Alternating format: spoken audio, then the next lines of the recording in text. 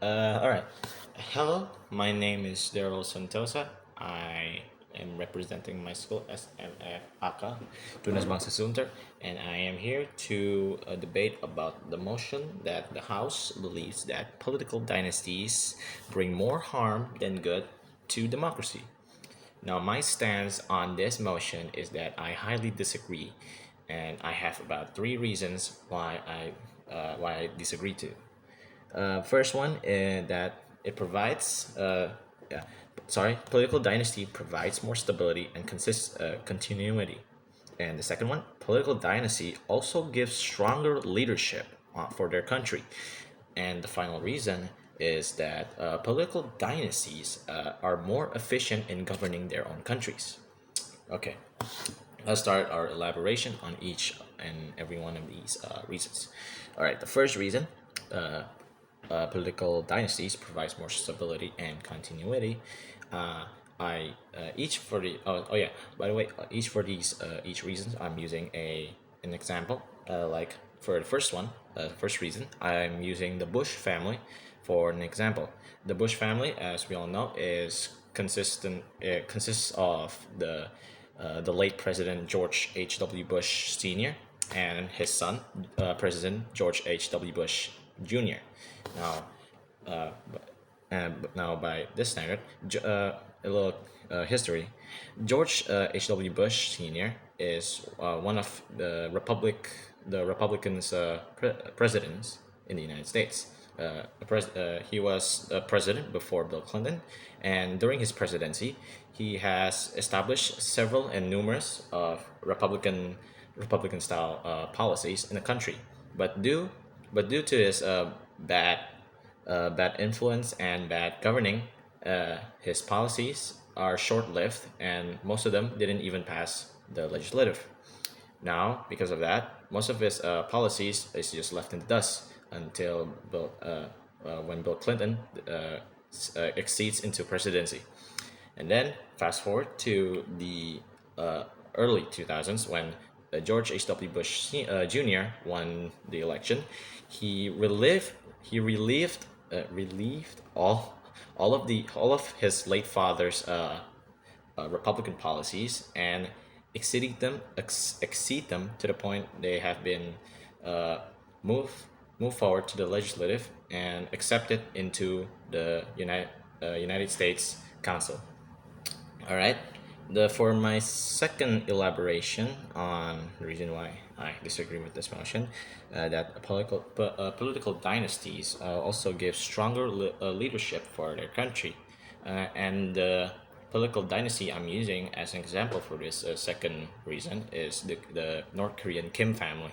As we all know, the Kim family has been ruling North Korea for some time now, a couple decades actually, since the 1940s, the founding of North Korea in 1948. Now, no, the first leader to ever rule North Korea, as we all know, is Kim Jong Il.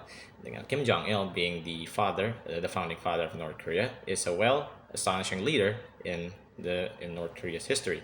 He has found during his leadership, he has given North Korea a boost in technological advancement during the early Cold War ages, and he also pioneered the United Korean movement under North Korea's laws.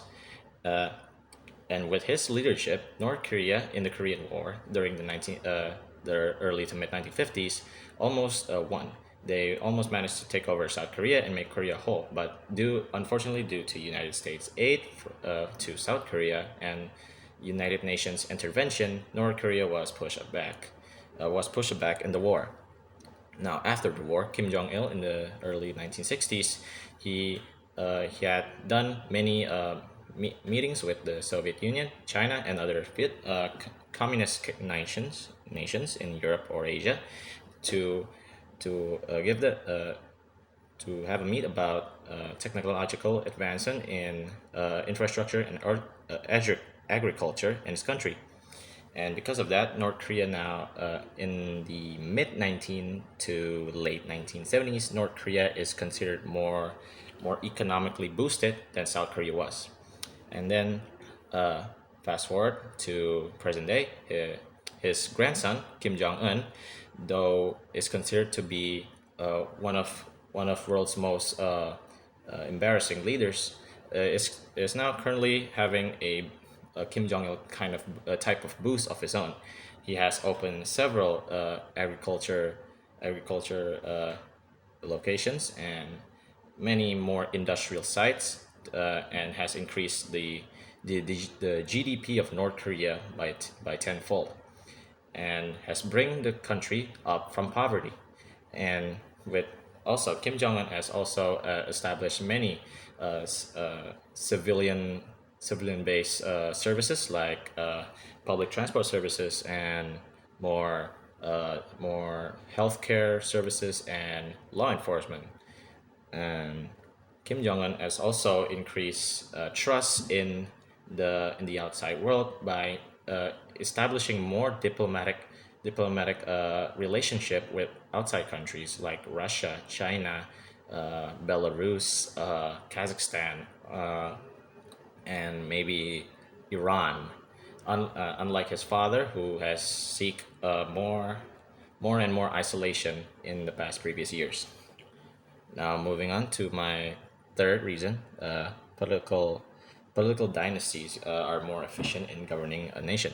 Now, the the political dynasty I'm using as an example is the British royal family. Now, as history goes, the United Kingdom has had an empire, had a great empire for centuries, and and that empire is led by the British royal family. Now, during those times, the British royal family had no any problems whatsoever in their colonies, like India, South Africa, Malaysia, Burma, Hong Kong, and so more. They haven't had any problems in their colonies since the beginning of their colonial times till now.